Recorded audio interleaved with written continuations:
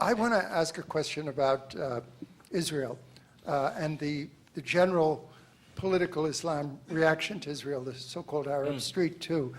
To many of us, it seems counterproductive. It seems to have been manipulated by the autocrats so they could stay in power, and now it emerges even on the fringes to divert what the real focus of the revolutions wanted, which was a betterment at home. Why not cut a deal? Why not forget so many of these irredentist issues and try to make peace that would be lasting? And then a second question, I mean, they were related, is David Brooke wrote, I thought, a very interesting article a few days back. He reviewed the government in Syria's actions from homes down and said, I don't make peace with these guys, and neither would the Israelis. So I think those are really factors that matter, and I'd like to hear your thoughts on it. Well, you know, I agree certainly that regimes, it's always the irony. I mean, if you were, depending on when you would be, let's say, in Alexandria or Cairo or whatever, you could often see where it was to the regime's favor if it could either point to Israel or to point to the U.S., even at a time when we were allies. I think a deal needs to be cut, but I think that the only way a deal is going to be cut is if the Israelis and the Palestinians cut a deal. Without that deal being cut, one can certainly expect, and I'm not crystal balling here, but that new governments, well, first of all, given what you had, new governments are going to be more independent-minded, but still, they're going to operate in the national interest. They're going to be, you know, practical and pragmatic. But on the Palestine-Israel, unless there's some deal cut, there will be a problem. I mean, you know, Palestine is an issue, and it's very interesting you bring this up because I happen to be, and this is just anecdotal, okay? But coming from somebody who I would take as a good source, but happened to mention that a very senior member of the current administration, which kind of surprised me, but maybe not quite, depending on the person that this is supposedly said this, but raised yet again something that we've been hearing for the last 10 or 20 years, which is, look, Palestine's really not important to the app. You know, people are just really exaggerating it. You know, the real issue is Iran. So I think everybody's got to get real on the fact that symbolically, you know, and therefore it'll play out politically, it is an issue. But to me, what I don't see, and what I would really love to see, I just don't see how one can talk about moving forward, how the administration can talk about moving forward. This is not just I don't mean this as a narrow criticism of the administration, how the administration can think it can move forward unless it can get its other partners on board. And that means figuring out a way of getting into some new and fresh talks with the Palestinians, both Abbas and Hamas, but also what's the president going to do with regard to the Israeli leadership on dealing with this issue. Until that happens, and until one faces, for example, the question of the settlements and gets some kind of movement on it, you know, one can expect the problem to emerge, I mean, to keep coming up. Yeah.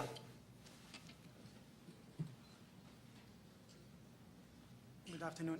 Hamid Lilou from USMC Operational Culture Center. I agree with you, ma'am. It's always a pleasure to listen to Professor Esposito. As a matter of fact, I cited your work in 2 of my articles I wrote for U.S. Marine Gazette. Oh, for a minute, I thought you were referring to me as ma'am, and I just got a little nervous because I'm coming up on my 46th wedding anniversary. Of my glasses, you cannot see my eyes. I mean, I have made my hair growing longer, but I'm not right there. Go ahead. Okay. Would you agree with me if I told you that upheavals and movements in the Middle East are leaderless, and that they were partly orchestrated by some elements from the regimes themselves in order to perpetuate their rules? And therefore, my question, and actually I have my own answer, is who will fill the void if it's not themselves? Just before I got up, I said to my colleagues at the table that the great thing about speaking, the longer you have experience, is that it just is really funny. You give a talk when you know that most of the people who get up during the question and answer period have the question, and they already have the answer. And so you kind of feel, why don't we just cut to the question and answer period? I certainly would say that they are, many of the movements are leaderless in the sense of this idea of a single leader or, 3 or 4 who are, the paramount leaders. So the leaderless part I can buy. I can also agree that elements of government are certainly involved today, or people in foreign government, but that's why I would say one has to really watch ex-military and ex-bureaucrats and ex-anybody, because I think that and I think some of the younger elements in Egypt and Tunisia are aware of this. What many want to say to the younger, and remember, in the Arab world, you're young till you're about 40 or 45. You're a youth, then you're a youth leader, and then you go up. The reality of it is, what many of them want to say is, well, you did a nice job, but we're now the people that have the ability and the talent to deliver. And I think that is going to be an issue. To what extent will those, particularly youth, avoid having what they see as their revolution at the end of the day hijacked? I mean, that would be a brief answer. Anybody else? Yes.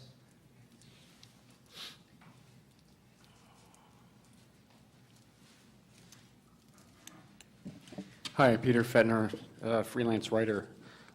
If you could give the Obama administration any advice about what to do now about the Arab Spring and Iran, what would that advice be? What do you think they should do?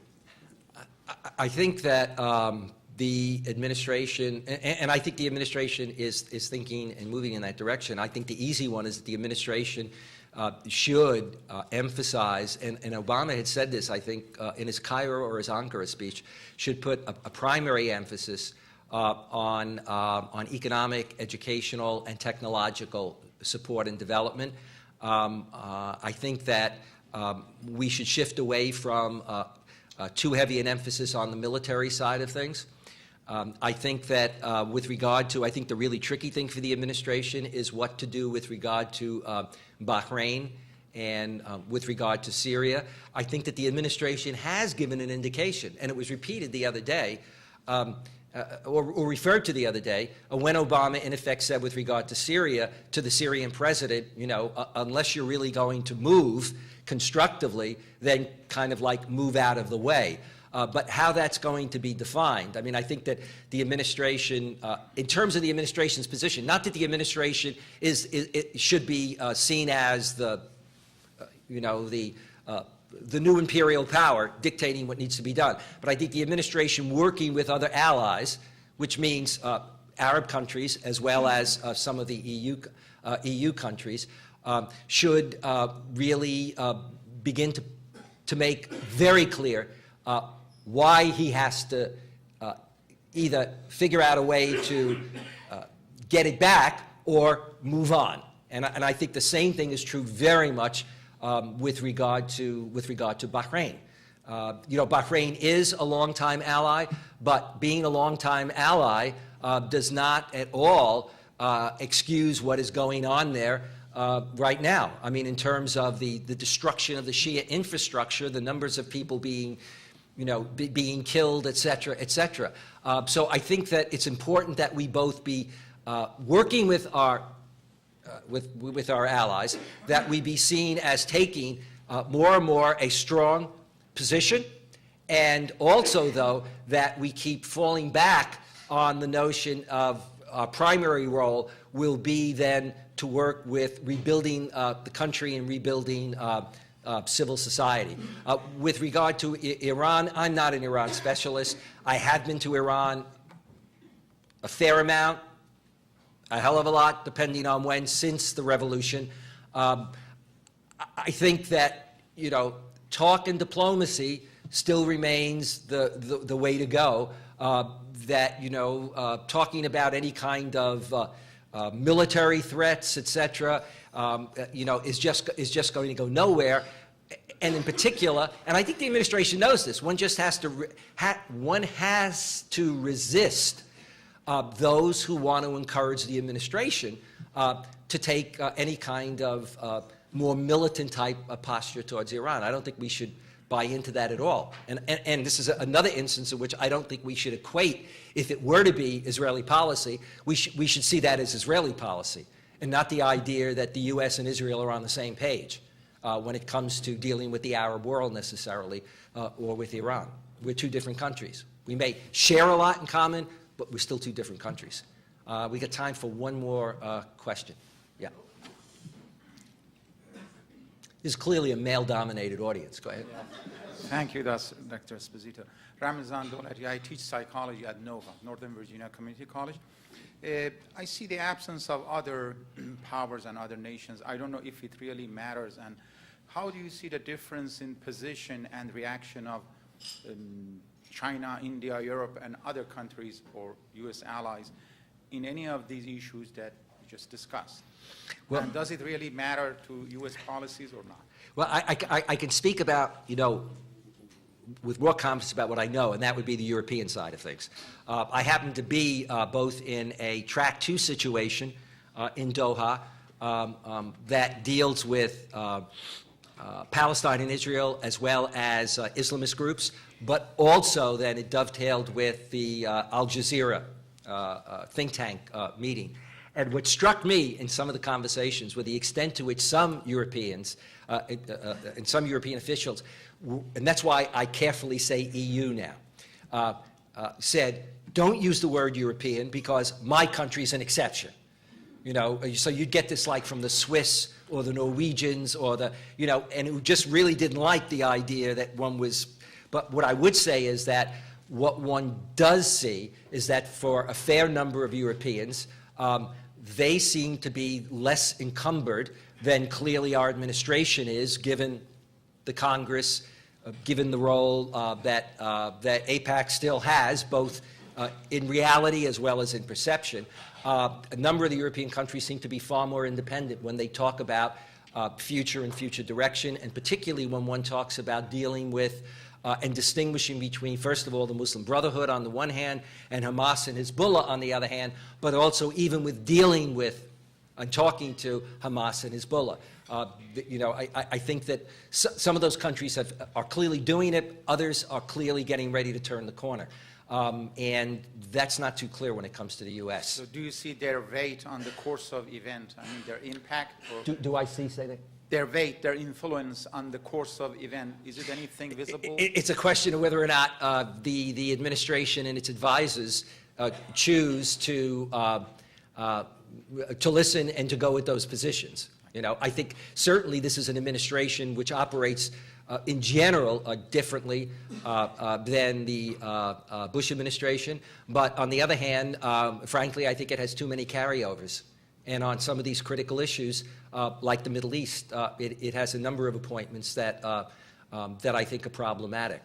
People who, when we talk about a new way forward and a new narrative, part of the problem is how many people who've been part of the old narrative, even if they mean well, can break out of it. And I think that's a real issue. And I think, for example, of Aaron Miller taking a position a while ago, and I'm not getting into Aaron Miller's specific positions here, et cetera, but Aaron talking about how but he felt both the Palestinians, the Israelis, and the Americans, who were part of the old package for so many years, had to be, you needed a new narrative and you needed new players. And part of the argument that he used was that that was why, even if he had wanted to, he should not be part of an administration. Well, I think that would be true also for at least one of his former colleagues. Thank you very much. Thank you.